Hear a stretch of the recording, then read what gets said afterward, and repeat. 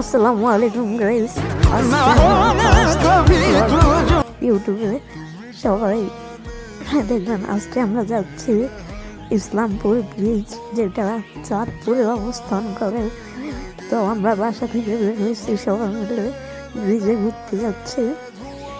Finally আমরা ব্রিজে চলে আসলাম।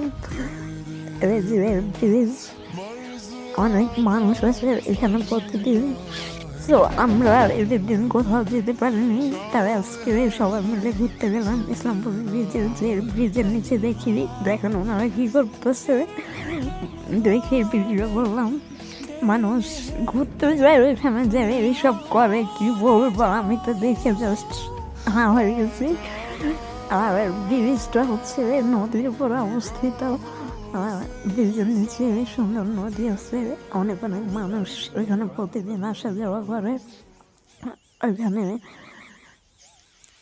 তারপরে আমরা একটা ফুচকার দোকানে বসলাম, সবাই মিলে ফুচকা চটপটি এসব নিলাম, নিয়ে তারপরে সবাই মিলে খাওয়া দাওয়া করলাম ফুচকা চটপটি। আর ফুচকাটা ভালোই ছিল।